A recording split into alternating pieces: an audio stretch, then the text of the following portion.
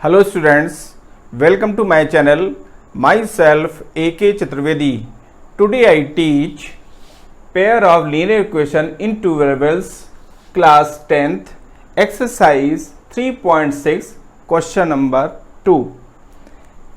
Question number 2 में देखिए एक वर्ड प्रॉब्लम का क्वेश्चन है और ये बिल्कुल थोड़ा डिफरेंट क्वेश्चन है। इसकी जो लॉजिक है वो डिफरेंट है, इसके जो मेथड्स हैं वो थोड़ा डिफरेंट हैं, ठीक है। इसलिए आपको उस पर कंसंट्रेट होकर इसको समझना है और उसको सॉल्व करने की कोशिश करनी है। बाकी जो इसमें जो फार्मूले यूज़ हो रहे हैं वो इन जनरल फिजिक्स के भी कुछ फार्मूले हैं जो यूज़ हो रहे हैं, वो आप जानते हैं। उनको सॉल्व करके उनकी हेल्प से इस क्वेश्चन को सॉल्व करेंगे। अब देखिए इसमें क्वेश्चन नंबर 2 में है formulate the following problems as a pair of equations and hence find their solutions. इसका मीन है फॉर्मुलेट द फॉलोइंग प्रॉब्लम्स, आप इस प्रॉब्लम्स को फॉर्मुलेट करिए, ठीक है, as a pair of equations, और पेयर ऑफ इक्वेशंस के फॉर्म में उनको लाइए, ठीक है ना। फाइंड देयर सॉल्यूशंस, इसके बाद उसके सॉल्यूशंस को काउंट करिए। फर्स्ट पॉइंट है Ritu can row downstream 20 kilometre in 2 hours.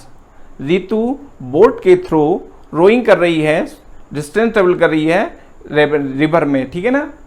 अब वो कहता है कि ऐसा करने पर जब वो डाउन स्ट्रीम में ट्रेवल करती है बोट से तो 20 किलोमीटर डिस्टेंस ट्रेवल करती है 2 आवर्स में, 20 kilometre in 2 hours, and up stream 4 kilometre in 2 hours.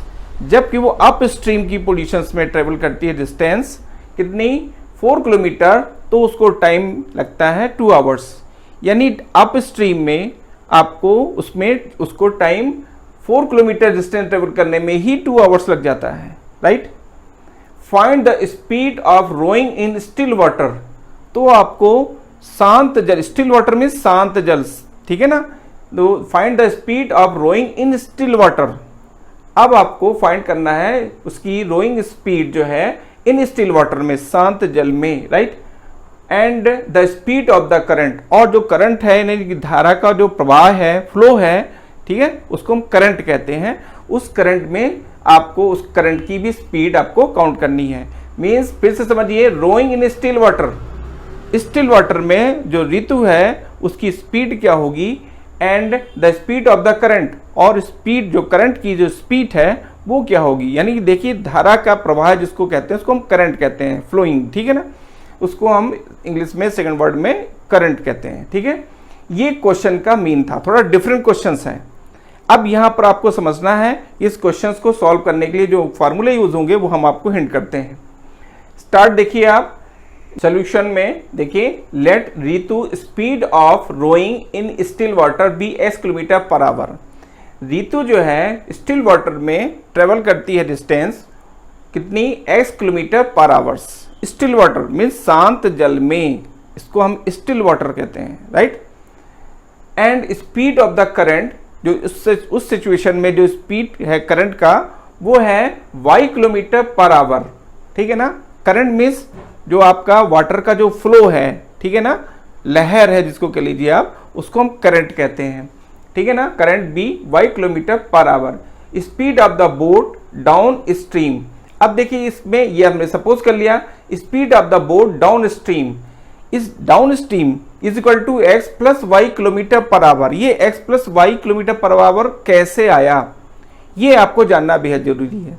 देखिए मान लीजिए हम सपोज कर लेते हैं कि रितु अपनी बोट से जा रही है, ठीक है, रितु अपने बोट से जा रही है, और जो करंट का फ्लो है डाउन स्ट्रीम में दोनों सेम रहते हैं, ठीक है ना। डाउन स्ट्रीम में दोनों सेम, उनका डायरेक्शन सेम है, करंट का भी और रितु का भी सेम डायरेक्शन है। और जो फ्लो है, करंट मीन्स जो फ्लो है, फ्लो और रितु की जो स्पीड है वो सेम डायरेक्शंस में है। नेचुरली उनकी स्पीड सेम डायरेक्शन में होने से उनकी स्पीड ऐड हो जाएगी और मैक्सिमम डिस्टेंस ट्रेवल कर लेंगे, राइट। ये हो गया आपका डाउन स्ट्रीम। अब मैं अप स्ट्रीम आपको एक्सप्लेन कर रहा हूं। मान लीजिए रितु अब अप स्ट्रीम में आ रही है और करंट क्या है, डाउन स्ट्रीम में है, वो अप स्ट्रीम में आ रही है, ठीक है ना। तो अप स्ट्रीम मीन्स करंट के अपोजिट, करंट यानी फ्लो के अपोजिट। तो नेचुरली जो आपका फ्लो होगा, जो धारा है आपकी, उसके अपोजिट डायरेक्शंस में रितु अब रोइंग कर रही है, अपनी बोट को चला रही है, राइट। तो तो ऐसी सिचुएशन में उसकी जो बोट है उसकी जो स्पीड होगी वो स्लो हो जाएगी। क्यों? क्योंकि जो करंट का फ्लो है वो फ्लो उसकी स्पीड के अगेंस्ट है। अगेंस्ट होने से के कारण जो है उसकी जो स्पीड है उसको क्या कर रही है, वो आगे स्पीड बढ़ने से फ्लो इन जनरल डिस्टर्ब कर रही है, रोक रही है उसको। तो नेचुरली ऐसी सिचुएशन में ऋतु जो डिस्टेंस ट्रेवल करेगी वो कंपेयर टू फर्स्ट सिचुएशन में वो कम होगी, लेस होगी। ठीक है ना? क्यों? क्योंकि करंट उसकी स्पीड को ब्रेक कर रही है, रोक रही है। ठीक है ना? तो ऐसी सिचुएशन में उसकी स्पीड स्लो हो जाएगी। ये आपको जानना बहुत जरूरी है। डाउन स्ट्रीम में सेम डायरेक्शन है, इसलिए दोनों की स्पीड ऐड हो जाती है और उनकी डिस्टेंस मैक्सिमम ट्रेवल होती है। लेकिन अपोजिट अप स्ट्रीम में नहीं, अपोजिट डायरेक्शंस में। अपोजिट डायरेक्शन, जब अपोजिट डायरेक्शन होता है तो ऐसी सिचुएशन में क्या है, ऋतु करंट के अगेंस्ट डायरेक्शन में ट्रेवल कर रही है distance with the help of boat, right. तो ऐसी सिचुएशन में जो करंट है वो उसकी स्पीड को क्या कर रही है, ब्रेक कर रही है, सम ब्रेक, कुछ कम ही उसमें ला रही है। ठीक है ना, उसकी स्पीड में। ठीक है ना, और इसलिए यही सिचुएशन है। इसी के कारण क्या है कि उसकी जो डिस्टेंस है, ऋतु द्वारा जो डिस्टेंस ट्रेवल की जा रही है वो फर्स्ट केस की सिचुएशन में लेस होगी, compare to first case is less, right. उसके फर्स्ट सिचुएशन पे के कंपेयर में कम होगी। अब इस चीज को आपको समझना है। अब ये भी देखिए, जब आप डायरेक्शन में सेम डायरेक्शन में जा रहे थे, दोनों की स्पीड को हमने क्या किया, ऐड कर दिया। अब जब हम अपोजिट में है, अप स्ट्रीम में सिचुएशन में है, तो हम क्या होगा, माइनस करेंगे, x माइनस वाई। तो x प्लस वाई कैसे आ रहा है और x माइनस वाई कैसे आ रहा है, ये आपको जानना बेहद जरूरी है। अगर आपने इतना समझ लिया तो कोई भी प्रॉब्लम नहीं आने वाली। इसमें एक यही बस है मेन, इसका लॉजिक आप जो है वो आपको क्लियर हो जाए, फिर आपको कोई प्रॉब्लम नहीं आएगी। अब मैं आगे चलता हूं। देखिए आप यहां पर देखिए, मैं स्टार्ट करता हूं। Speed of boat downstream में देखिए x plus y kilometre per hour. ये आपको क्लियर हो गया होगा कि x plus y kilometre per hour कैसे आया, राइट। फिर देखिए speed of boat upstream x minus y kilometre per hour. तो देखिए क्या है, x किसकी स्पीड थी, ऋतु की स्पीड थी, और y क्या थी, करंट की है। ठीक है ना, तो करंट उसके अगेंस्ट में चल रही है ना, तो क्या हो जाएगा, x माइनस वाई उसको ब्रेक कर रही है, लेस कर रही है, उसकी स्पीड को कम करते जा रही है, राइट। तो x minus y kilometre per hour, इसलिए यहां पर x माइनस वाई हुआ, राइट। किस सिचुएशन में, अप स्ट्रीम में, और डाउन स्ट्रीम में प्लस, अप स्ट्रीम में माइनस होगा। इतना आपको माइंड में रखना है। Since Ritu can row downstream 20 kilometre in 2 hours. तो देखिए क्या करती है ऋतु की, जो अप स्ट्रीम है, डाउन स्ट्रीम में जो ऋतु है 20 किलोमीटर इन 2 आवर्स में क्या करती, 2 equal to 20 upon x plus y. ये आया कैसे, जो मैंने लिखा कि since Ritu can row downstream 20 kilometre in 2 hours. ठीक है ना, ऋतु जो है डाउन स्ट्रीम में जो डिस्टेंस ट्रेवल कर रही है वो कितनी कर रही है, 20 किलोमीटर इन 2 आवर्स। 2 आवर्स में 20 किलोमीटर डिस्टेंस ट्रेवल कर रही है with help of boat, right. तो अब हम ये यहां पर एक इक्वेशन बनेगा, कैसे बनेगा, इसके लिए क्या है आपको मालूम है, time is equal to distance upon speed. Time is equal to distance upon speed. देखिए time equal to distance upon speed मैंने साइड में आपको हिंट किया हुआ है। यहां देखिए टाइम कितना था, 2 आवर्स। 2 आवर्स ले रही है वो, कितनी डिस्टेंस ट्रेवल करने में, 20, और स्पीड क्या थी, x प्लस वाई। ये आपकी डाउन स्ट्रीम की स्पीड है, x plus y kilometre per hour, right.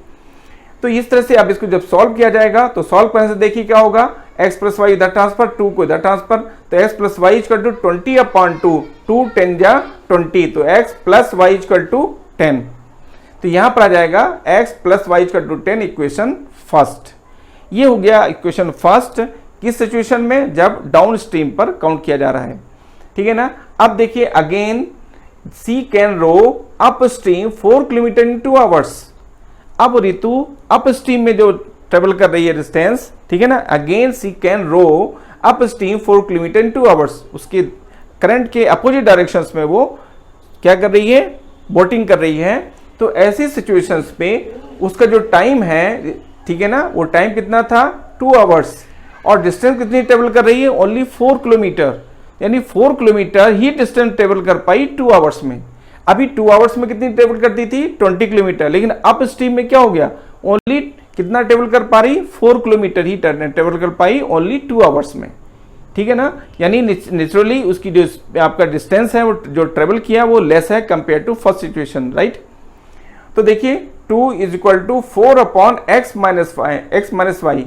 यहाँ पर देखिए 2 क्या था आपका टाइम है, 4 क्या है आपका डिस्टेंस है 4 किलोमीटर, और टाइम कितना हो गया आपका, स्पीड कितनी हो गई x माइनस वाई, यानी time is equal to distance upon speed. तो टाइम था 2, डिस्टेंस हो गई 4 और स्पीड हो गई x माइनस वाई, जो आपने अभी काउंट किया है यहाँ पर देखिए x माइनस वाई किलोमीटर, ठीक है ना, ये हो गई स्पीड। अब इसको जब सॉल्व करेंगे आप x माइनस वाई इधर ट्रांसफर करिए, 2 को इधर ट्रांसफर, तो x minus y equal to 4 upon 2, 2 2 जा 4, तो x minus y equal to 2, यहाँ देखिए 2 1 जा 2 और यहाँ जाएगा 2 2 जा 4, तो यहाँ देखिए आ जाएगा आपका x minus y equal to 2, x minus y equal to 2, equation second इसको डिनोट किया गया। अब देखिए यहाँ पर 2 इक्वेशंस आ गए, सिंपल है कि अगर इनको मैं ऐड कर दूं तो देखिए y रिमूव हो जाएगा क्योंकि साइन क्या है अपोजिट है और y सेम है, कोफिशिएंट इनके सेम है, तो ऐड करने में y रिमूव होगा। तो adding equation first and second, इसलिए हमने यहाँ पर ऐड किया हुआ है, यानी ऐड हम क्यों कर रहे हैं, सब्ट्रैक्ट क्यों करते हैं, इसके रीजंस को जानना भी कंपलसरी है। तो देखिए adding equation first and second we get, मैंने इसलिए किया कि y रिमूव हो जाएगा, राइट, इसलिए हमने ऐड किया। तो x plus y equal to 10 and second equation is x minus y equal to 2। यहाँ देखिए आप y क्या है आपका सेम है और अपोजिट साइन है, इसलिए y यहाँ पर कैंसिल, तो x plus x 2x equal to 10 plus 2 यानी 12, right, then x equal to 12 upon 2, तो देखिए 2 1 जा 2 और 2 6 जा 12, ठीक है, तो यहाँ जाएगा आपका x इज इक्वल टू 6, तो x इक्वल टू 6 आ गया आपका, ठीक है ना, किलोमीटर पर आवर स्पीड थी ये। अब देखिए subtracting this value of x in equation first we get. अब हम x की जो x का जो 6 है, जो वैल्यू आई x की, इसको हम सब्स्टिट्यूट कर रहे हैं इक्वेशन फर्स्ट में, आप फर्स्ट सेकंड किसी में भी सब्स्टिट्यूट कर सकते हैं, ठीक है ना। तो substituting this value of x in equation first we get, हमें मिलता है 6 प्लस वाई इक्वल टू 10। देखिए यहाँ पर x की वैल्यू कितनी थी 6 plus y equal to 10, y then y equal to, अब y इक्वल टू 6 को ट्रांसफर करेंगे तो 10 minus 6, y equal to 10 minus 6 implies that y equal to 4, 10 minus 6 subtract करेंगे तो आ जाएगा 4, y इक्वल टू 4, तो y की वैल्यू 4 आ गई, means 4 kilometre per our. Hence Ritu's speed of rowing in still water is 6 km per hour and speed of the current is 4 km per hour। तो देखिए जो ऋतु की जो स्पीड थी, rowing speed है, वो इन स्टिल वाटर में कितनी है आपकी 6 किलोमीटर पर आवर्स, और जो स्पीड ऑफ द करंट है, देखिए rowing in the still water is 6 kilometre per hour and speed of the current, और स्पीड ऑफ द करंट कितनी है आपकी, इसकी जो स्पीड है करंट की वो है 4 किलोमीटर पर आवर, ठीक है, it is a required solution. अब देखिए यहाँ पर इसका पार्ट सेकंड जो है ये भी बिल्कुल डिफरेंट है, कंडीशन पर डिपेंड है, और उस कंडीशन को हम यहाँ फॉलो कर रहे हैं। कंडीशन में जो इक्वेशन में यूज कर रहे हैं उसको, वो इक्वेशन के भी बनने की अलग ही सिचुएशन है। यहाँ देखिएगा आप 2 वोमेन्स एंड 5 मेंस, 2 वोमेन्स हैं और 5 मेंस हैं, can together finish a piece of embroidery, ठीक है ना, इन 4 डेज। एम्ब्रॉयडरी जो वर्ड यूज हुआ है, इस वर्ड को थोड़ा समझ लीजिए।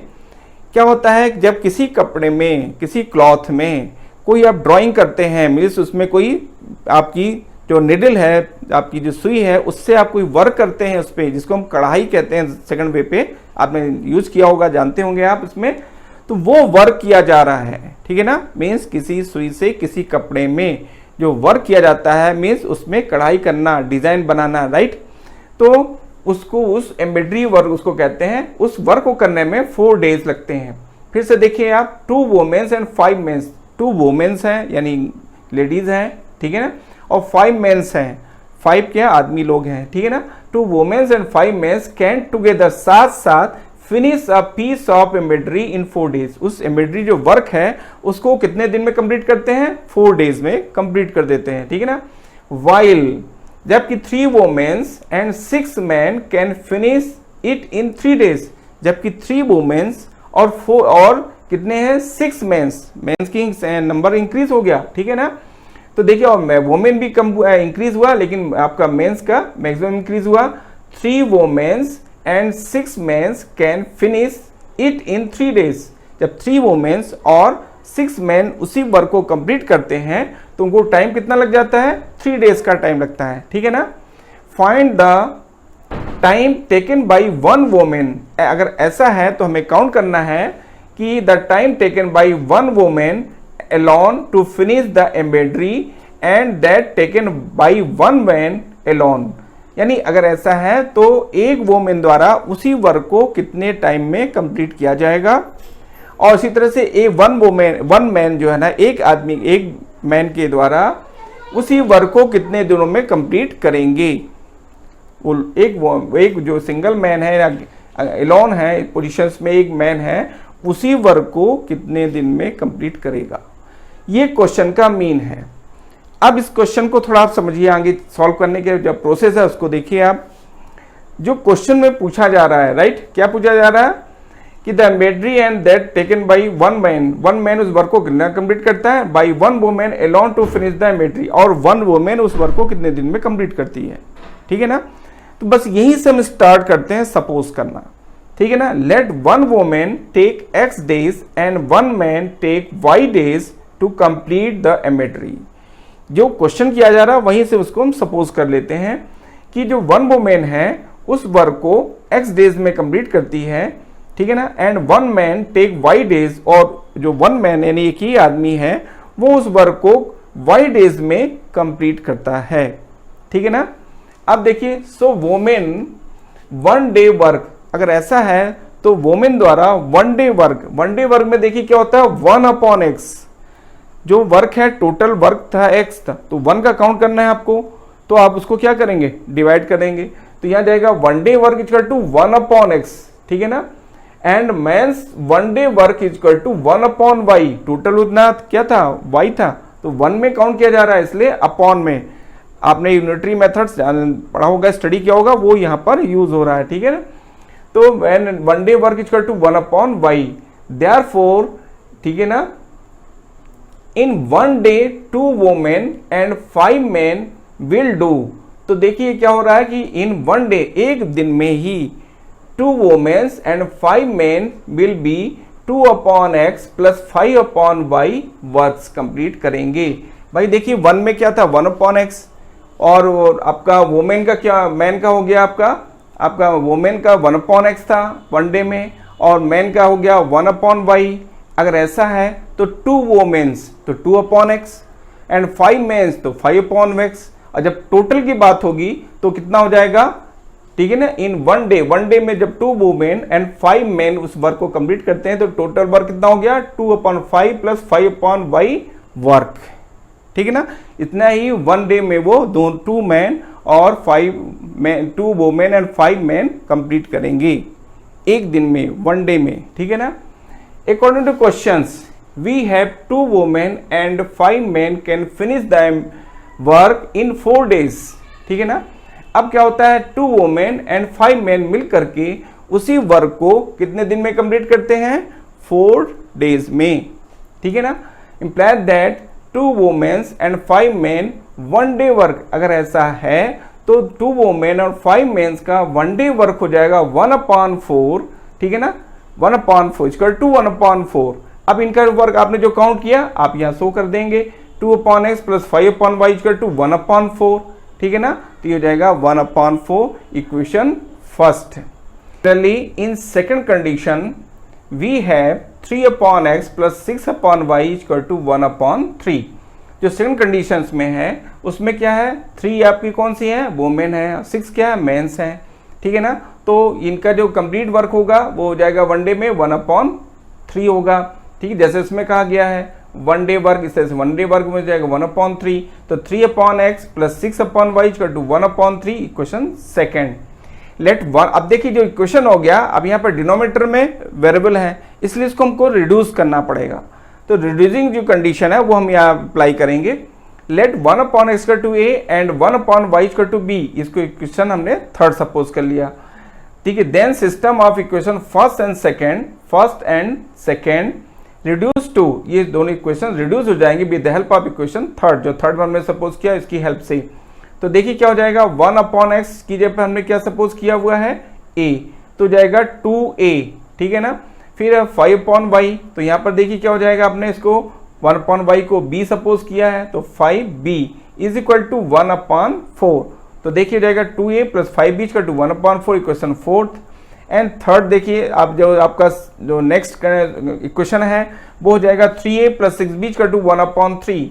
कैसे आ गया ये आपका, तो यहाँ पर देखिए 3/x है तो जाएगा 3a, 1/x equal to a है तो 3a, और यहाँ पर 6/y है, 1/y इक्वल टू क्या b है, तो 1/y इक्वल टू b आप लिख देंगे, तो आज लिया जाएगा 6b इज इक्वल टू 1/3। जैसा आप देख रहे हैं इक्वेशन फिफ्थ होगा। अब देखिए यहाँ पर इक्वेशंस में हमको सॉल्व करना है। सॉल्व करने के लिए अभी किसी की भी कोफिशिएंट इक्वल नहीं है, तो दोनों ही बहुत जो इक्वेशंस है 4 और 5 इनमें कोफिशिएंट इक्वल नहीं है। इनको इक्वल करने के लिए हम मल्टीप्लिकेशन करते हैं, और ऐसा मल्टीप्लिकेशन करते हैं कि जिसमें दोनों की इक्वेशंस किसी a और b किसी के भी इक्वल हो जाएं। यहाँ देखिए हम जो इक्वल करने जा रहे हैं वो हम a के करने जा रहे हैं। एक अगर हमें a की इक्वल करना है तो इस 3 का मल्टीप्लाई 4 में कर दीजिए और इस 2 का मल्टीप्लाई 5th में कर दीजिए, ठीक है ना।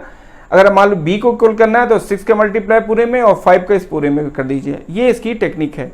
अगर आप इसको कंसंट्रेट होकर समझ लेंगे तो फिर आपको इक्वल करने में कोई प्रॉब्लम नहीं आएगी कोफिशिएंट्स को।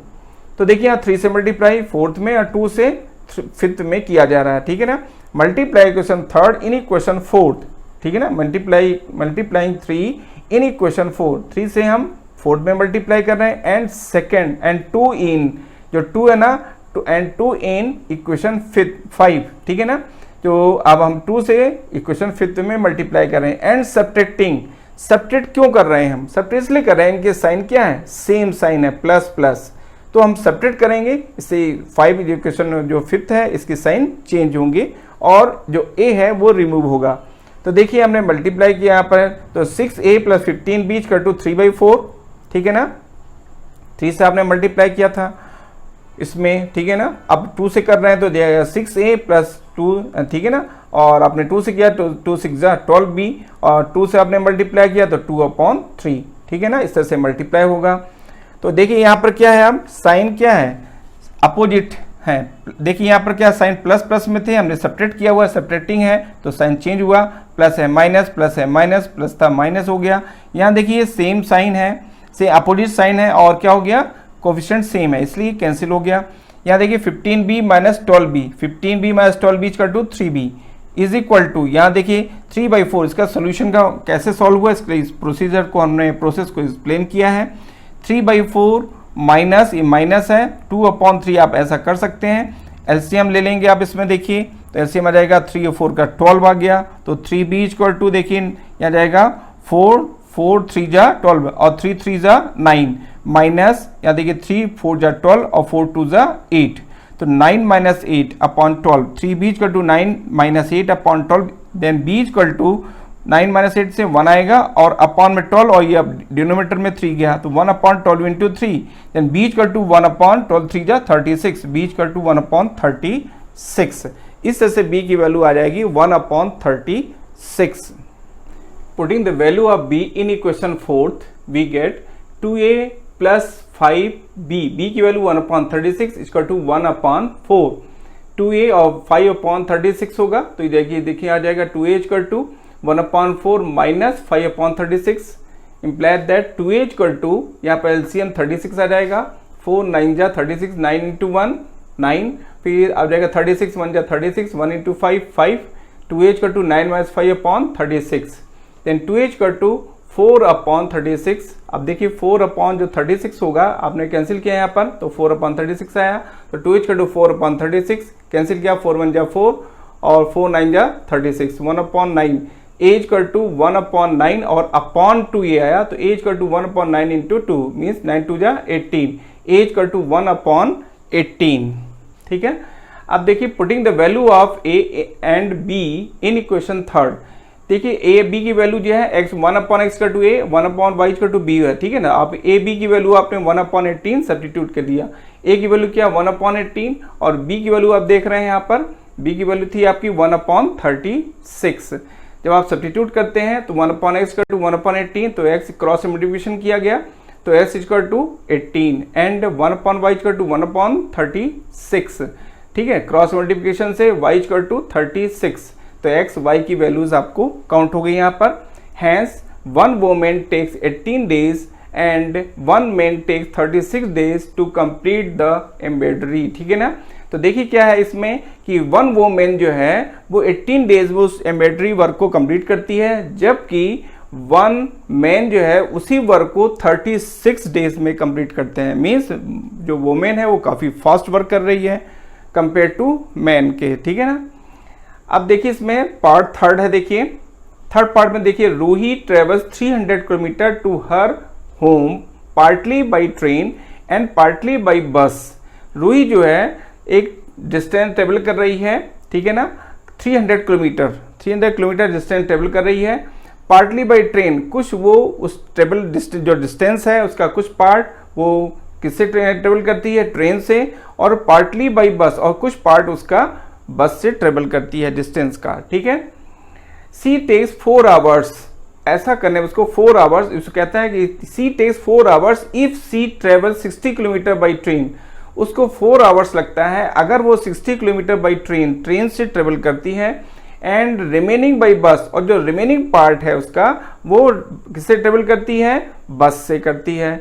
If she travels 100 kilometre by train, अगर वो 100 किलोमीटर बाई ट्रेन से ट्रेवल करती है, एंड रिमेनिंग पार्ट जो उसका बचा हुआ हिस्सा है रिमेनिंग पार्ट बाई बस, वो बस से ट्रेवल करती है, ठीक है। सी टेक्स 10 मिनट्स लॉन्गर, तो उसको 10 मिनट ज़्यादा लग जाता है, ठीक है ना।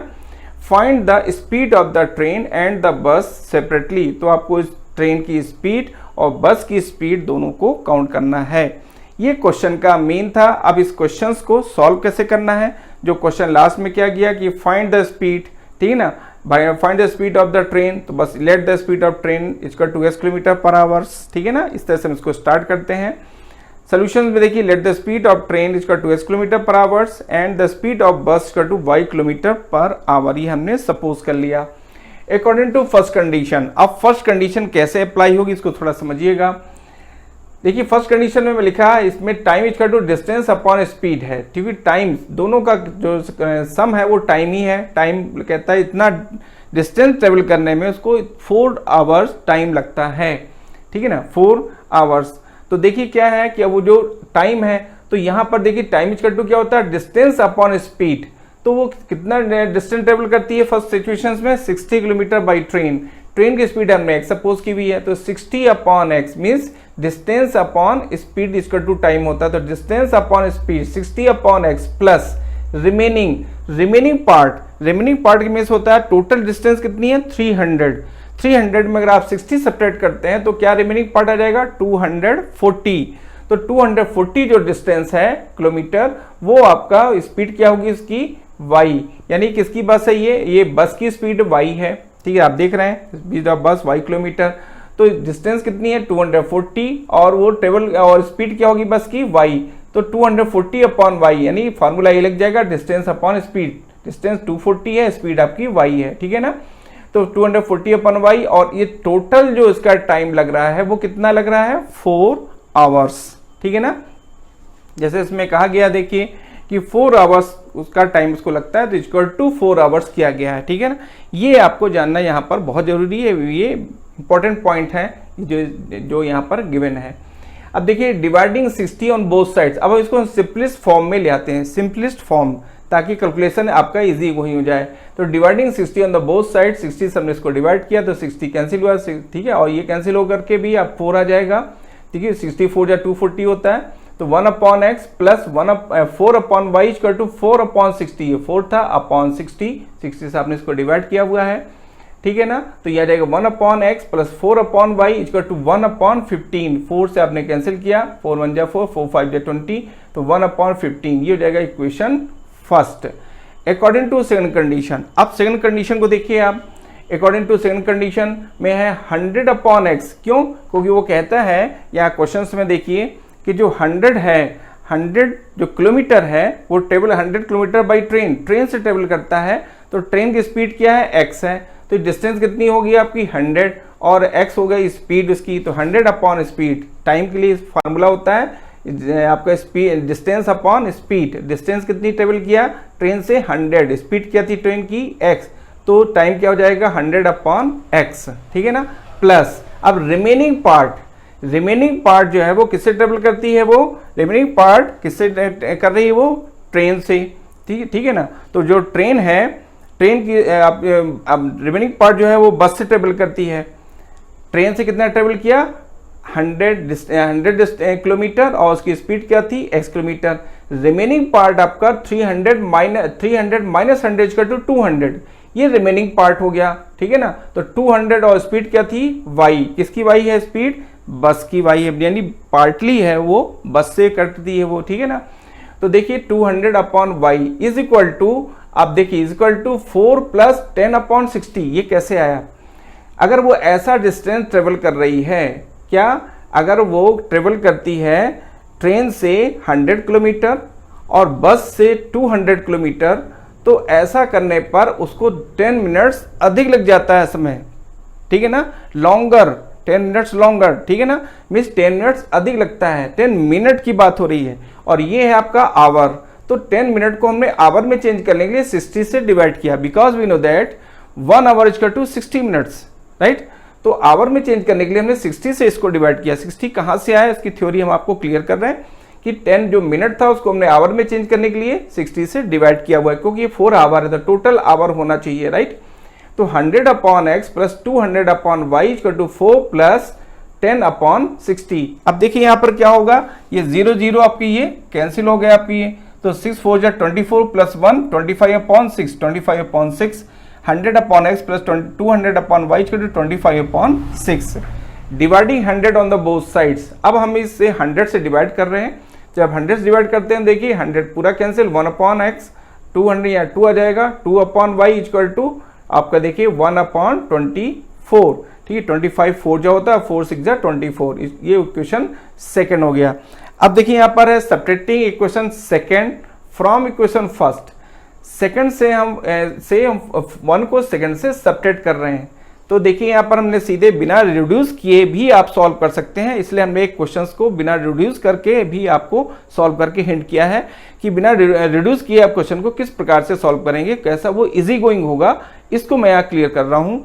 देखिए 1 अपॉन एक्स आपका फर्स्ट देख रहे हैं 1 upon x plus 4 upon y is equal to 1 upon 15। Second equation is 1 upon x plus 2 upon y is equal to 1 upon 24। अब देखिए यहाँ पर हम इसको सब्ट्रैक्ट कर रहे हैं, क्योंकि 1 अपॉन एक्स ऑलरेडी पहले से सेम था, 1 अपॉन एक्स, इसलिए हमने इसको सब्ट्रैक्ट किया है, क्योंकि साइन इनके सेम है, साइन के सेम होने के कारण हमने इसको सेपरेट किया। अब देखिए 1 अपॉन एक्स कैंसिल, तो यहाँ देखिए हो जाएगा 4 अपॉन वाई और ये हो जाएगा माइनस, ये माइनस का साइन है, minus 2 upon y is equal to 1 upon 15 minus 1 upon 24। LCM इनका y आ जाएगा, तो ये देखिए y 1 जा 5, y 1 इंटू 4 4 और y 1 जा y 1 into 2 2, 4 minus 2 upon y equal to, यहाँ एलसीएम आएगा 120, ठीक है, 15 से डिवाइड, 15 8 जा 120, तो 8 1 जा 8 और 24 आपका 5 जा 120, तो 5 1 जा 5, तो 5 आ जाएगा आपका यहाँ पर।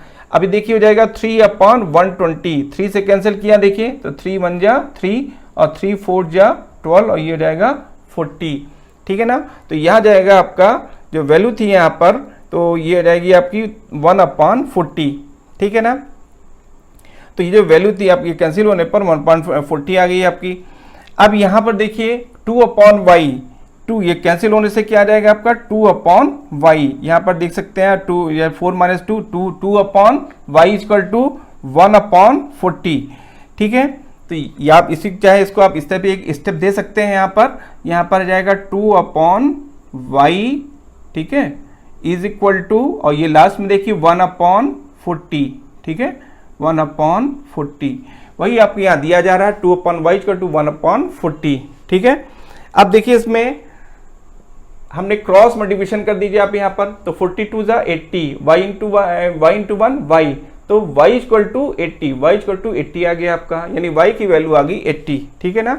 ये आपके y जो था वो क्या था, बस की स्पीड थी, यानी 80 किलोमीटर पर आवर हो गई, ठीक है ना। Putting the value of y in equation first we get, अब हम इस y की वैल्यू को फर्स्ट इक्वेशन में सब्स्टिट्यूट कर रहे हैं। फर्स्ट इक्वेशन आप देख रहे हैं, ये y की वैल्यू कितनी है 80 है, यहाँ 80 सब्स्टिट्यूट कर दिया जाएगा। तो 1/x प्लस 4/80, यहाँ 80 सब्स्टिट्यूट किया गया है, y की वैल्यू है, ठीक है, प्लस 1/15। अब इसको देखिए जब हम कैंसिल करेंगे, ठीक है, 4 1 जा 4, ठीक है, और 4 2 जा 8, ठीक है, और ये 0 20। तो यहाँ पर आपकी वैल्यू आ गई आपकी 1/x प्लस 1/20 इक्वल टू 1/15। अब 1/x इक्वल टू 1/15, ठीक है, और माइनस ट्रांसफर किया था से माइनस 1/20, एलसीएम आ जाएगा इनका 60, ठीक है, 15 4 जा 60, 4 इंटू 1 4, 20 3 जा 60, 3 इंटू 1 3, ठीक है ना, 4 माइनस 1 1 और 60 एज इट इज है, यानी 1/x equal to 1/60, 1/x equal to 1/60, cross से मल्टीप्लिकेशन करिए तो x इक्वल टू 60। तो ये आ गई आपकी इसकी ट्रेन स्पीड आ गई आपकी, ये आ गई आपकी स्पीड ऑफ ट्रेन की स्पीड आ गई 60 kilometre per hour. Hence speed of train is 60 kilometre per hour and speed of bus is 80 kilometre per hour. ठीक है, देखिए क्वेश्चन था, इस क्वेश्चंस में इन जनरल हमने लास्ट में यहाँ पर इसको बिना रिड्यूस करके सॉल्व किया है, इसलिए किया कि एक क्वेश्चन आप बिना रिड्यूस किए भी सीख जाएं कि किस तरह से उसको हम सॉल्व कर सकते हैं। इसमें थोड़ा टाइम आपका सेफ हो जाएगा, अदरवाइज थोड़ा ये लॉन्गर हो जाता है और उसका इंक्रीज हो जाता है कैलकुलेशन। तो आप ये भी सीख लेंगे तो आपको कोई भी आगे कभी मान लीजिए एग्जाम के समय में आपको टाइम नहीं है आपके पास, तो आपको शॉर्ट फॉर्म में उसको करना है, तो आप बिना रिड्यूस किए भी इसको आप सॉल्व कर सकते हैं। Thank you, take care.